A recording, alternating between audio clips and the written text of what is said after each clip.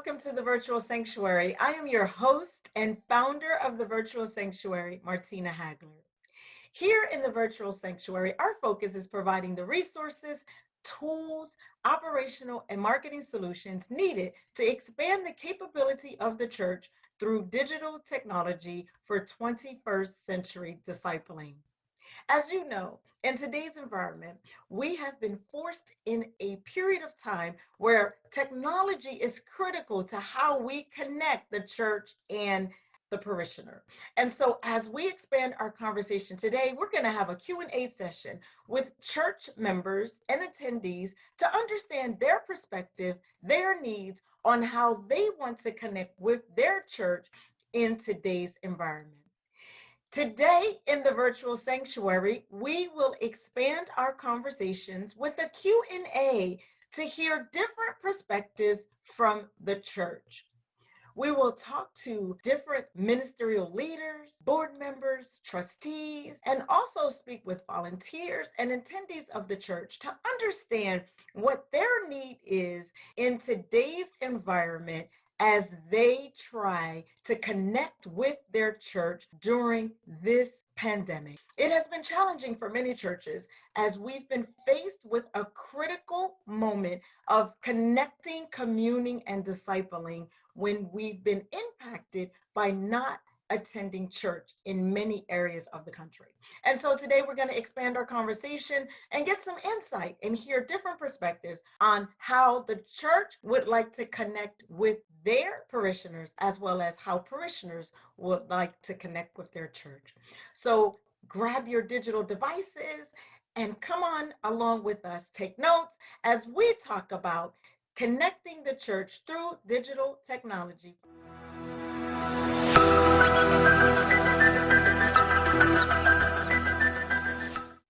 Let's connect with ministry leaders in our next conversation as they talk about how they're using social media platforms as their resource for connecting with their church.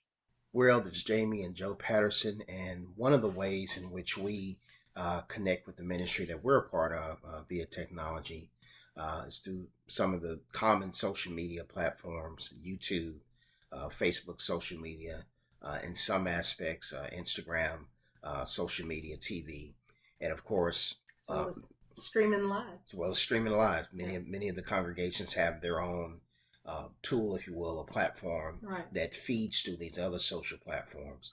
I know for me personally, I prefer YouTube. I just think it's convenient. I can pull it up on my phone. Most of your smart TVs have apps in place, and usually YouTube is one of the standard apps. So that's my personal preference. I don't know about you. No, we enjoy the same formats, and the streaming live is so wonderful that in this age and time that we have that ability, that we have the technology to be able to stream safely from our homes, especially since we're not able at this time to gather together. So I think that platform, YouTube, and it works for us. Our whole family joins together. That's right. Right here in our living room. Right here in our living room. And we attend service every Sunday morning together as a family. Yep. So hey, for the Pattersons, YouTube is the preferred choice. We've been pleased with it and also grateful from a worship standpoint and in terms of staying connected with the ministry that we're a part of. We're grateful that the ministry, the church we're a part of, was already on the cutting edge to gradually and easily make this transition and adjustment, particularly during this time of the pandemic. So that we had that technology already in place. Yes. And so many Sundays when, for whatever reason, if we were traveling or we were on vacation, we were still able to pull that up and stream live from wherever we were in the world. So that's right. It's been a wonderful, wonderful addition to our phones. Our tablets, just being able to have church in your hands. If we were in a car, if we were in the car, wherever we are. Stream. And I think one of the reasons I personally like YouTube, I'm more of I'm very focused during service, particularly when a sermon is being presented. I'm not so much the social feed typer while the sermon is going forth. So that's one of the reasons that's my preference. It's not that I don't enjoy engaging in those dialogues and that that back and forth with other individuals that are watching service. But YouTube is for me. I just click it Right. and I'm right there. We're zoned in. So it's for me too. We do it as a family. All right. And there are so many churches that have church members and attendees who are always traveling, always on the go, and may not necessarily be able to physically attend church every Sunday or during a Bible study. In today's society, many of us are so busy, and many churches are facing opportunities to understand how do they connect with their church members when they physically may not be able to attend church as a result of work, as a result of their busy schedules and lives taking place today. And as you know, in this pandemic, many churches are still not opening their doors for church members to attend, and they are worshiping virtually. So let's listen to one of our church perspectives on busy schedules and what they do and what their need is to attend their church as they experience such a busy schedule that prohibits them from always attending church in a physical format. Church and technology really go hand in hand, but I'll be honest with you, I never thought they went hand in hand growing up. I went to a very small church. When I say small, I mean congregation of about 30 people, where we would drive about an hour to get there. My Uncle John was the pastor of the church. So when I went to church, it was just you read your hymns, you sang some songs, you listened to the message, and then, you left. And you took whatever you took from that message and you would move on and wait till next Sunday and do it again. However, my thoughts on technology in church are much, much different. Before they were non-existent. I didn't think they really belonged together. I never thought about them. But today, I go to a much bigger church, a mega church, if you will, and I think technology and the church are absolutely critical because, for one, besides the fact that we're in a pandemic, I do travel. And while I absolutely love going to church in person and getting the messages that I need, sometimes I'm on the road. And I don't want to always go to another church. I want to go to my church. I want to hear my bishop speak the message because that is who speaks to my heart and to my soul and feeds me the way I need to be fed in terms of the Lord's word and the Lord's message. So technology allows me to watch. And sometimes if I can't watch live, I can always rewatch a recording. The other even better part of that is that sometimes there are certain messages, and I'm sure I'm not the only one, there are certain messages that happen to touch and affect you in a very, very personal way where you need to get that again because depending on the certain point you are in life, I need to hear this particular message. This message is what brought me out of, whatever darkness I was dealing with. Maybe sometimes it's giving me that special advice, a special pick-me-up, that reminder that God is with me, that I'm not alone, whatever it is that I need to hear at that moment that keeps me on track. Technology allows that to happen instead of waiting for your pastor, your bishop, your reverend, whoever to come around to that message to give you that same thing that you need, but it may not be at the same time. So technology in the church is vital. Many of us in our churches are faced with volunteers and those that attend our church on a regular basis. And we're trying to figure out how do we connect to our church members during this time. Our next perspective will be from a church attendee who shares with us how they connect. So, as a life group leader, I have the opportunity to engage with our group of ladies and, talk with them about life, talk with them about the word. And so we would meet quite frequently. Actually, our church has women's Bible study the first and third Wednesdays of the month. So our life group would meet on the second, fourth Wednesdays. And we would typically meet at a clubhouse. Sometimes we might meet at a restaurant. And our structure was kind of just going over some curriculum. And then after that, fellowshipping, networking, and talking with each other, learning about how each other's week is gone, learning about our families, and just taking the time to connect. And so, with the global economic disruption, we've had to shift.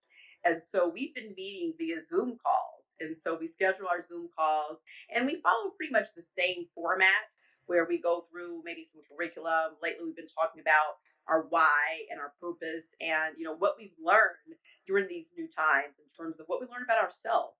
What have we learned about our families? How can we incorporate new activities into our daily schedule. We've been talking about, what has this taught us?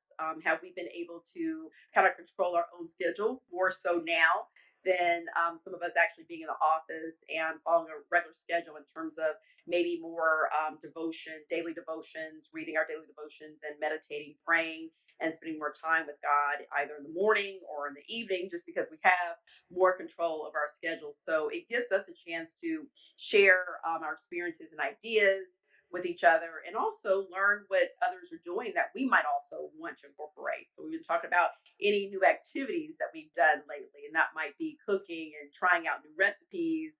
Maybe that's trying out a new physical activity or online dance or yoga or other activities like that. So it's really just that sense of community I think is so important. So whether we're in person or whether we're connecting via Zoom, I think what's most important for us is that we have that sense of community. We have that connection. We're able to see each other's faces, right? We can tell when someone's smiling and they're having a good day. We can also tell when someone has not had a good day and might need prayer. And so I think it's so important that we've been able to use technology to stay connected. And I think that even when we return to some sense of normalcy, we'll still be able to connect. I think that before we used to think about sometimes how it was challenging to have us all to meet because we had ladies coming from Plano and Richardson, coming from Dallas, coming from Louisville. And so we're always trying to figure out where to meet, some type of central location. Now we might just decide, okay, let's hop on a Zoom call. So technology has really helped us to stay connected. Join us for our next conversation as we hear from a board trustee. He will share his perspective on connecting with the church during this season where we're not physically able to attend church, but we're still connecting. And let's hear what he has to say regarding technology and the church, communion, and connecting. Hi, I'm John Tuller, a member of the AME Church family in Mount Vernon, New York. With mandatory closure and restrictions limiting meetings to no more than 10 to 25 people, we're now facing an unprecedented challenge during the COVID-19 crisis. And so, like many churches, we had to figure out how will the church operate in these times. From learning how to stream our worship service to determining ways to coordinate how to serve the community. So we now know that we had to understand that the church needed to embrace key technologies because it's essential that church families meet together in some capacity, hold a prayer vigil, coordinate meals for members in the community, continue to meet as small groups to conduct the basic business of the church. We have learned as a faith community that we must now embrace all of these virtual meetings. Businesses have proven the value of these resources, and by implementing them into our church, we now know that we can help to keep things as close to business as usual and as possible. Look, today's world can be scary, but using technology to stay connected doesn't have to be. YouTube is one of the most fantastic tools that we use to live stream our virtual church Sunday service. And we also find that live streaming through Facebook Live is extremely simple to use for streaming ministry. It gives us the capability to interact with each other and commenters and viewers from around the country and around the world that we may have never had the opportunity to reach. So again, we find it beneficial for using virtual technology for worship, Bible study, devotion, prayer, and church meetings, all of which may be more critical than ever during these trying times of anxiety, separation, and possible financial decline. It is clear in this current environment that we're in that we are being affected on how we commune, disciple in an age where we're not physically able to attend church. But we are learning creative ways as we listen to the voices and the perspectives of church members that are in this environment looking to connect with their church. We are the church. Even though we are not physically gathering, our hearts are still in spaces of connectivity. And we look to provide the resources and the tools to help you better connect with your church. We're so grateful for the perspectives that we heard today on the virtual sanctuary. And we thank you for joining us in this episode of the virtual sanctuary church.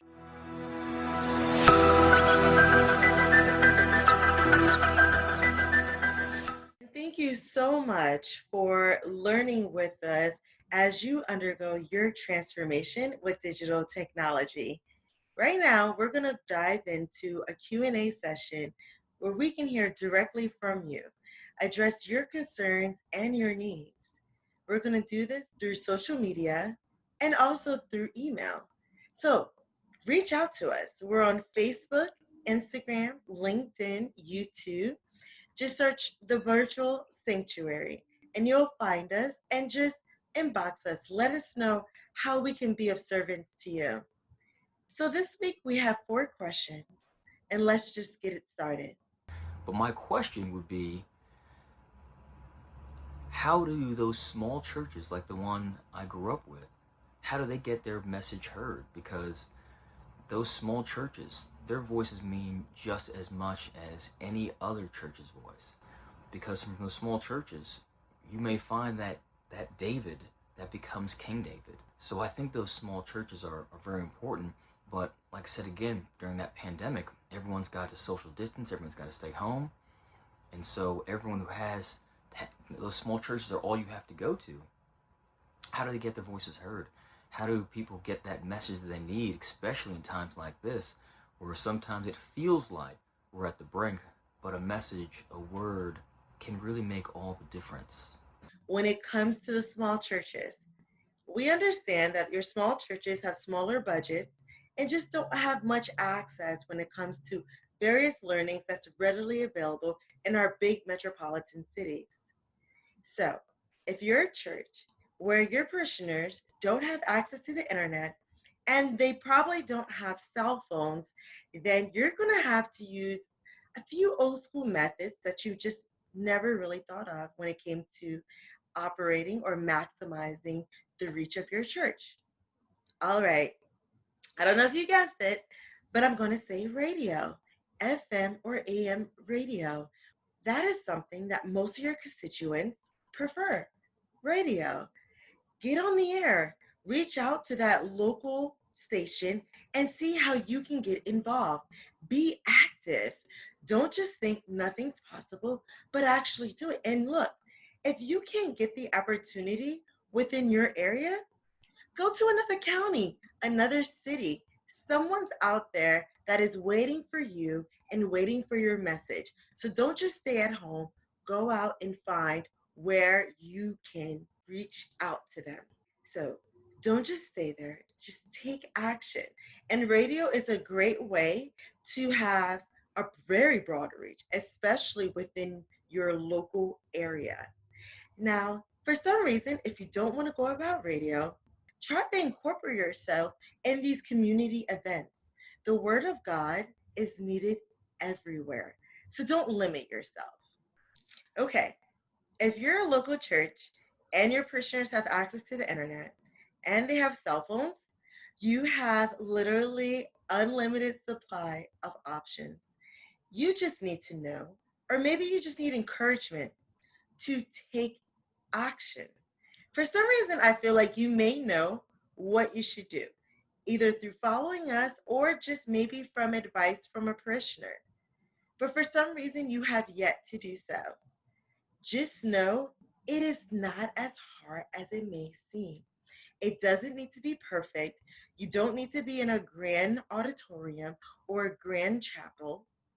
Just know you can do it from your home, from your car, at your workplace, on your phone, on your laptop or computer. Utilize social media, email blast lists, text messaging, YouTube, any type of video, and all of these things can be placed on any type of social media platform. Don't forget podcast. Take your phone out, record yourself, take that audio, put it on a podcast, and broadcast it to the world. Just take action. Again, you can follow us if you want to learn about different platforms. Go on YouTube and learn from a large range of marketers. But there's absolutely no excuse on why you have yet to do so if you have access to the internet. Just take action right now. So if you haven't done anything yet and you're a small church and you have not done anything online, don't have a digital footprint, I encourage you right now, pick one platform, open up an account, and post a message, whether it's through text, video, pictures, just post right now, right now, right now. Okay? That's all it takes. And even if it's just one like, one comment, that's just one more than you had before. That is one soul you're responsible for and ministering to and bringing them to Christ. So don't feel or don't compare yourself to big churches or anything like that. Everything that you have inside of you is all that you need to get the job done. All right. So let's go to our next question. So I think the question for me as a leader has been, how can I inspire and really encourage these ladies that life group is so important, is so needed, regardless of what you have going on in life, priorities, work, challenges, whatever it may be, that they see the value add in life group, and that the experience is so valuable and impactful that they feel like, you know what, I need this. I must be a part of a group of ladies that I can be encouraged by. And so that's my question for those that have priorities, for those that are juggling many different things. How can I inspire them and encourage them to stay connected and to stay engaged? If you're trying to engage an audience, whether you're a volunteer, small group lead, associate pastor, pastor, bishop, all you need to do is ask them, what is it that you're looking for? What do you need from the church? Do you want prayer? Do you prefer more interactions, online interactions, in-person interactions? Ask them, what is it that they need? Don't assume your wants and needs are the wants and needs of everyone else. We're all in different stages of our Christian journey. Keep in mind, you can't treat one person like another. You can't treat everyone else in accordance to your own journey. Everyone has different challenges. So you need to remain flexible and also be open to understanding and to hearing your parishioners and understanding what it is that they need.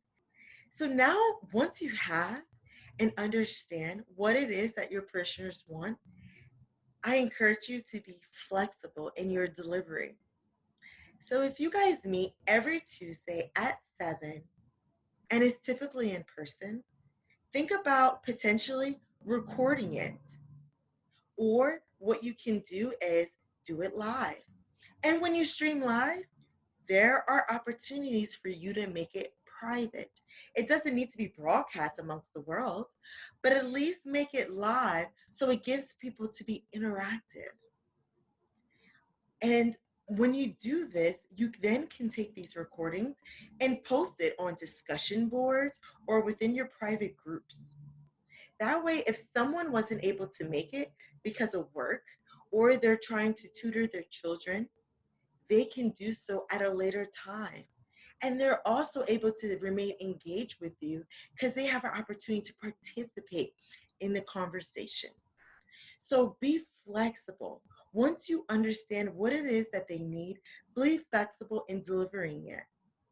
And just know, although you may have one small group leader, that small group leader may not be the person for all of the other folks that are involved. So maybe you need to have multiple folks leading your programming so that everyone in the audience can see themselves and be able to be ministered to from various voices. As leaders, staying engaged with your parishioners is everything. We want to make sure that we are an active participant within their lives. Now, I understand you don't have all the time in the world to interact with every single person for 5 minutes, even if you wanted. That makes sense. But that's why you got to use technology, digital technology, to have that reach, have that webinar, do that course, to interact and to provide the needs and the answers to the people within your ministry. So take action, ask the question, and understand what it is that your listeners need, what is it that they want, and what will keep them engaged with your programming.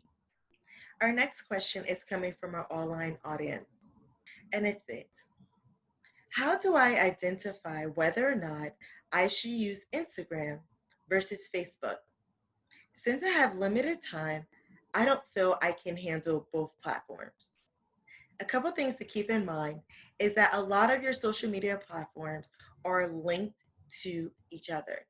If you post on Instagram, there's a way to also post on Facebook at the same time. So you don't really have to choose. You just need to learn which platforms integrate with the other. For example, Instagram and TikTok and Twitter and LinkedIn. You should focus more on what platform are your audience mostly on, depending on your age group or educational background, work background. Your persona may be mostly on Instagram or mostly on Facebook.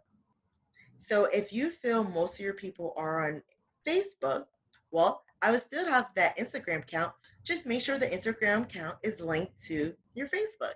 Now, if most of your people are on TikTok and you're trying to figure whether or not you should use Facebook, I would say consider opening up your TikTok, link it to your Instagram, and then have your Instagram linked it to your Facebook. These are different ways of how you can bring together or address different participants within your ministry utilizing different platforms. However, when you do it, you're not just posting on TikTok, then posting on Instagram, then posting on Facebook. No, you are finding creative ways to do one post and utilize it on all three platforms. I try to find these strategies to optimize your time in supporting your ministry. So don't think you have to do one or the other. Figure out how you can do it all, but do it in optimizing your time. So I hope this Q&A session has helped. And if you have any other questions, I strongly recommend reaching out to us. We're on Instagram, Twitter, LinkedIn, Facebook, YouTube. There are multiple ways where you can reach out to us. And if you're not on any social media platform, just email us, info@thevirtualsanctuary.com. You are more than welcome to emailing us and letting us know how we can best help. There are so many ways for you to learn. So just start by taking action and interact with the individuals within your ministry, because the solution is probably right in your backyard. So just ask for help and be ready to receive.